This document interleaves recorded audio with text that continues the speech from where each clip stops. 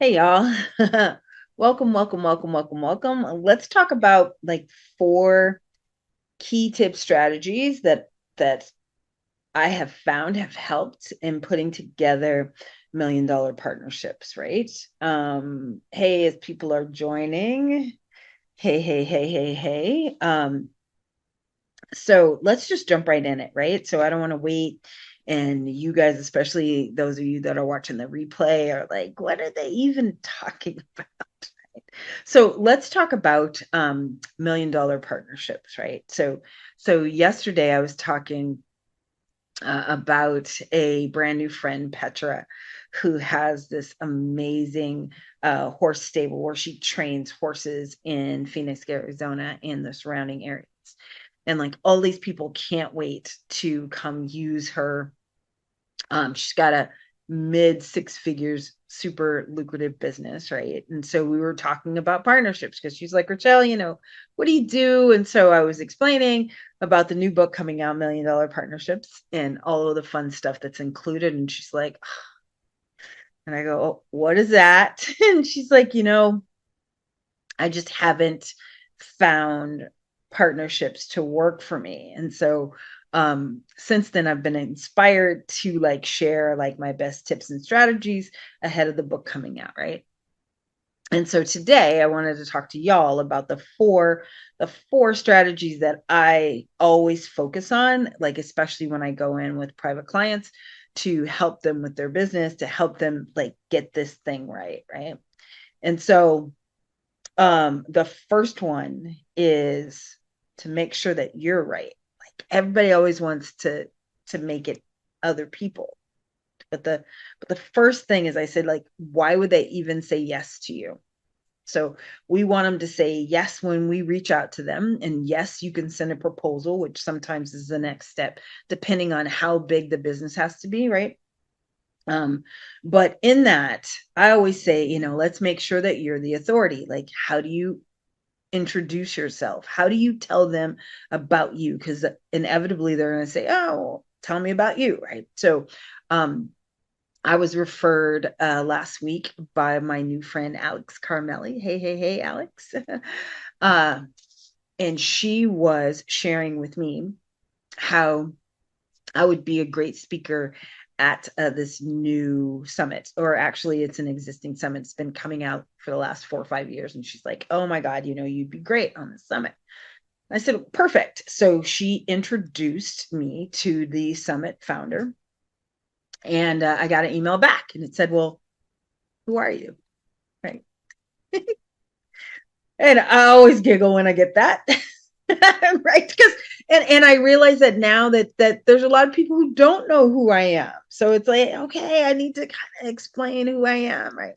I can't just say I'm the baddest chick on the planet, right? I have to like lay this thing out and be like, oh, okay, well, who am I? And so part of you know part of really working on and creating lucrative million-dollar partnerships, right? Ones that are going to transform your business require you to sometimes be that person that you kind of dim your light and don't shine on, right? So stop doing that. Right? And so you forget to like put out all of your accolades, like everything that makes you you, everything that you've done thus far. I always say, hey, badasses, right? Because I know you're a badass. If you're attracted to me, if you're attracted to any of the videos, or if you watch my stuff, if you read my books, I know you're a badass, right? Because I'm a straight no chaser. Like I don't do a whole bunch of fluff. I just tell you what to do.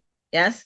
So in this, like tip number one is making sure that you are explaining how you are a badass to the world and that they can see that you are a badass. And so sometimes, depending on the size of the partner that we are trying to connect you to, um, I will do some pre-work, right, with you and your company to make sure that we get some press about you, to make sure that have you write something, to record some interviews, get you on podcasts, right? That's a fastest thing that we can do immediately to build your authority. So, tip number one is making sure you have an established authority, right?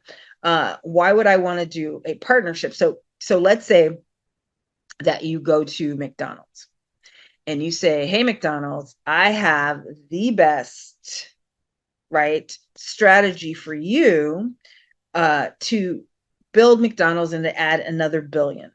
Yeah. Okay. And they come back and they go, well, we'd be excited. Who are you? And you go, well, I don't know. I just had this idea. I do social media, or I have this recipe, and the recipe. No, like how you have to present yourself, right? And sometimes it is that you need to show up, yes, as the baddest chick on the planet. You need to show up as, this is what I do, and this is why you would choose me, right? More than anyone else. So we have to make sure that, number one, that you're leading with authority, right? So that's tip number one. Tip number two is do stock. Yes, stock. I mean, like, go figure out who they are, your potential partner.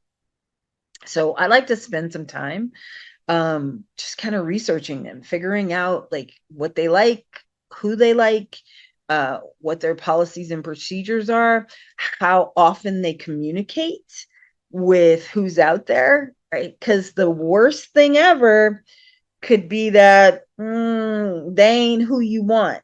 Yes. And now you're kind of tied to this person. You don't want it to be a surprise. You want it to be, I know exactly who you are. Your fundamentals align with my fundamentals. Um, I've got a checklist, by the way, that's got like 8 to 10, no, 10, I think 10 things on it that I always look at to make sure that this is a partner that I want to do partner with, right? So that's tip number two, is make sure that you stalk them a little bit and figure out and make sure that your values align with them. And that this is somebody that you want to form a long-term relationship with. All right. Number three, here's the next tip is, where should you find like really great partnerships? So I always look for non-competing industries, yes, to your business, but somebody who sells to your ideal customer either before or after you, right? Like they may be, let's say you are a home builder, yeah, and you create a partnership with a furniture store. Yes. Or a furniture store is like, look, somebody's moving into a brand new house. A home builder would be an ideal partner for me. Then you look to see what they do. So one of my really good friends and clients is Debbie Summers, and she owns Summers Furniture. And so her partnership is, she had it with the luxury brand home builder in Las Vegas, right? The top luxury builder, because her furniture was on the expensive side. So it's not something you go to Ashley's and buy, right? It's outdoor furniture, it's custom. They have to have a decent enough backyard to buy her furniture. A small backyard, her furniture would look out of place. Yes.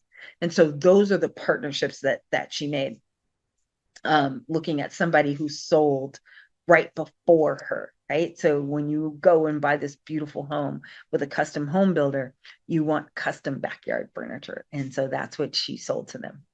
All right. And then tip number four, right? Because I don't want to keep you here too long. I just want to make sure that we get all of the things that you want. Tip number four is that you want to be clear and concise when you approach them. And so with one ask, right? Not with multiple asks. So you want to go in and say, hello, my name is blank. I do blank. I can help you do blank. I would love to have, and then whatever your next step is. I always say a 15-minute conversation, right? 15 minutes. Everybody's pretty much got 15 minutes. You can do it over the telephone. It doesn't have to be Zoom. It doesn't have to be all this other stuff. 15-minute conversation, so that now you can pitch them. Yes. But one ask, clear and concise, and one ask. So just to recap the 4 things that will help women entrepreneurs really create and cultivate $1 million partnerships is number one is make sure that you are the trusted authority. Because the last thing we want is that you give them the strategy and then they go pick somebody else who's the trusted authority, right? So we want to make sure that they pick you. The second thing is that you stalk them first before sending anything out to make sure that they are in alignment with what you do. Number three is that you look for, if you're struggling with finding the proper partner, is you look for somebody who sells immediately before or after you. And then lastly is that you are clear and concise and have one ask in your first outreach so that now they can say yes or no, right? Yes or no is great. Either is better than neither. All right. My name is Rochelle Shaw. And of course, I am the author of The $1 Million Equation and of the new book, $1 Million Partnerships, that's coming out late 2024. But I didn't want you to have to wait for some key tips so that you can start building your $1 million business right now. All right. Hey, if you have any questions, please let me know in the chats. Or if you're seeing this on replay, let me know where you are at, and then we can connect then. All right. Thanks. Oh, if you want the checklist for the proper partners, or if you'd like the script on how to do the outreach, just let me know that too, and we'll give it right to you.